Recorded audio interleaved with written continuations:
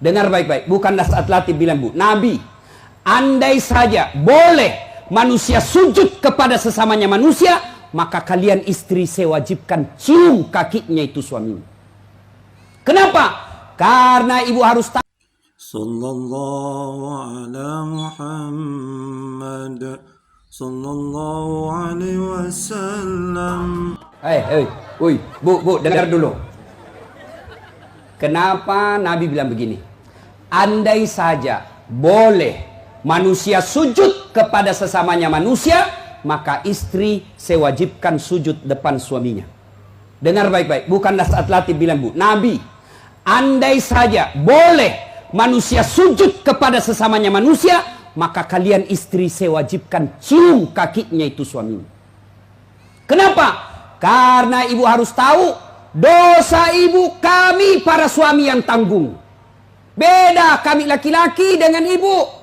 Ibu bikin dosa, ibu tidak puasa, ibu tidak sholat, meskipun suaminya ulama, suaminya penceramah, suaminya Senin Kamis puasanya, tahajud tiap malam, suaminya hafal Quran, tapi istrinya tidak baik agamanya. Kata Allah, ku ampusakum wa ahlikum narani. Kau suami, pimpin itu istrimu masuk neraka.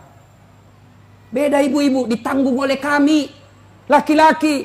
Suaminya tukang judi, suaminya pengedar narkoba, suaminya peselingkuh, suaminya pemakan haram, tapi istrinya istrinya baik, rajin sholat, taat sama suaminya, perintah suaminya diikuti. Meskipun suaminya bajingan, tidak ada urusan. Suami masuk neraka. Nabi jelaskan kepada ibu, bu, lihat ini, kata Nabi kalau bahasa kita, bu, lihat ini 7 pintu surga, tadkhulul jannati bisalam. Silahkan ibu pilih mana pintu surga yang ibu mau masuki. Itu enaknya jadi perempuan, ditanggung dosanya sama laki-laki. Beda kami laki-laki, ibu tidak tanggung dosa kami. Maka ibu-ibu, yang pertama tujuan suami itu bukan cari nafkah. Ibu yang perlu cari dari suami bukan mendidik yang utama, tapi yang utama adalah cari ridhanya suami.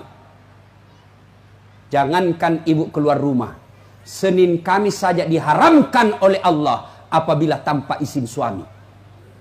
Saya ulang, jangankan keluar rumah, Senin Kamis ibu puasa sunnah tanpa izin suami, haram puasa itu bu.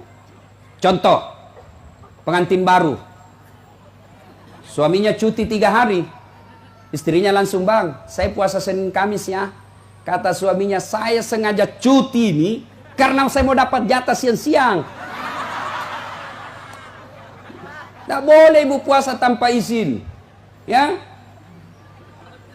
Jelas? Jelas ibu?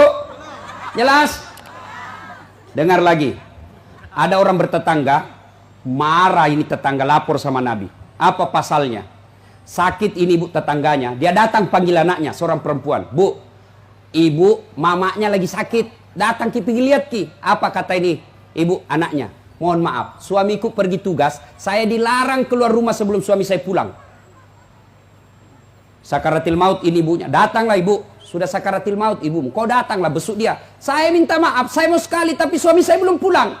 Akhirnya meninggal, mau dimakamkan, datang lagi. Bu, sudah meninggal ibumu, kau datang yang terakhir kalinya. Mohon maaf, saya cukup berdoa. Kenapa? Suami saya belum pulang, saya tidak berani tinggalkan rumah. Marah yang manggil-manggil, dia pergi lapor sama Nabi. Ya Rasulullah, tetanggaku keterlaluan. Dari sakit, sakaratil maut, sampai meninggal, tidak datang lihat ibunya. Saya 3 kali datang memanggilnya. Kenapa kata Nabi? Dia dipesan sama suaminya, jangan keluar rumah sebelum pulang. Mendengar ini, apa Nabi marah? Subhanallah, Nabi justru menjelaskan, alhamdulillah diampuni seluruh dosa ibu yang meninggal karena punya anak yang taat sama perintah suaminya. Ada ibu-ibu Bayangkari begitu sih? Ada?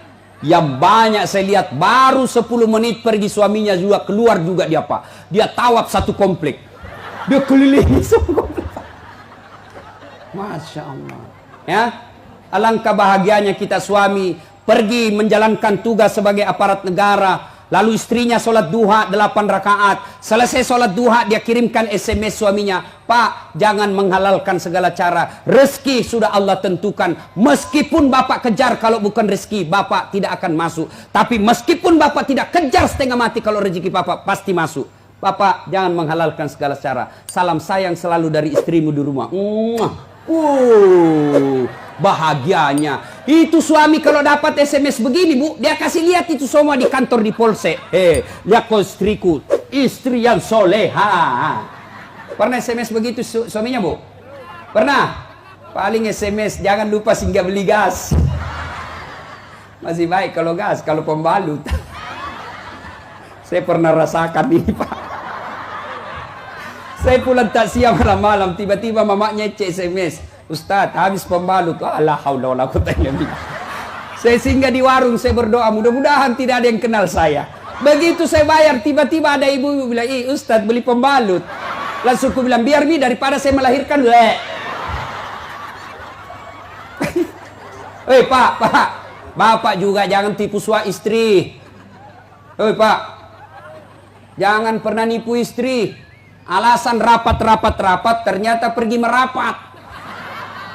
Saya dipanggil komandan, ini namanya istri kasihan kalau sudah lapor, komandan, lah iya Pak, silakan lari. Ternyata pergi merapat. Pak, kadang saya ditanya, Ustadz kenapa pangkat golongan saya tidak bisa sekali baik Ustadz? Rezeki saya bilang Bapak dosa sama istri. Gimana Allah mau bukakan pintu rezeki kalau orang yang setia menunggu Bapak di rumah Bapak khianati? Ya? Masih ingat waktu menikah? Apa kita ucapkan waktu menikah? Bapaknya bilang begini yang perempuan, saya nikahkan engkau dengan anak gadisku ini dengan mahar tunai karena Allah. Siapa yang kita jadikan mahar? Siapa yang kita jadikan jaminan? Tunai karena Allah. Kita ambil anak gadisnya orang, dihalalkan anak gadisnya orang atas nama Allah. Allah yang kita jadikan jaminan. Kapolres saja Bapak jadi jaminan. Kalau Bapak salah gunakan, dipindah Bapak, Pak. Kalau perlu dipecat. Saya atas nama Kapolres ini diminta untuk, padahal itu bohong. Marah Kapolres, Pak. Apalagi Allah. Maka Bapak kalau sengsara hidupnya, susah rezekinya, koreksi. Mungkin Bapak terlalu banyak mengkhianati istri. Gimana Allah mau bukakan pintu rezeki? Kalau istri suka marah-marah, Bapak, kalau istri suka marah-marah, rumusnya diam. Jangan, kalau istri marah, minta penjelasan, lebih diam. Kalau perlu makan obat tidur. Karena itu perempuan kalau dia sudah marah, dijelaskan, tidak jalan otaknya, Pak. Apalagi kalau dia bilang, pokoknya, sudah diam saja, Pak. Dijelaskan tidak masuk akal. Sudah dijelaskan, tidak ungkit lagi yang 10 tahun yang lalu. Kenapa dua? ini semua ini. Sudah lewat 7 tahun, masih tidak ungkit-ungkit lagi. Pada dia bilang, sudah mindak mi berhenti mak. Bertengkar, itu dulu. Maka lebih Bapak minum obat tidur. Kalau dia ngomel, Pak, maklumi saja. Kenapa? Dengar baik-baik. Ada sahabat Nabi, waktu itu Umar bin Khattab presiden. Suka ngomel dan marah istrinya. Maka suaminya mau lapor sama Umar supaya dipanggil, dimarahi sama Umar, presiden. Begitu dia mau lapor sama Umar, dekat dari rumah Umar, dilihatnya Umar juga dimarahi sama istrinya. Pulang dia bilang, presiden aja dimarah, pulang dia. Besok ketemu sama Umar, ya Amirul Mukminin, saya lihat Anda kemarin marah-marah sama istri, diam-diam saja, senyum. Dengar bapak-bapak, dengar para lelaki. Apa jawaban Umar? Begitulah cara saya berterima kasih kepada istriku yang telah hamil, melahirkan dan menyusui anak saya. Jangan lupa subscribe, like, and share.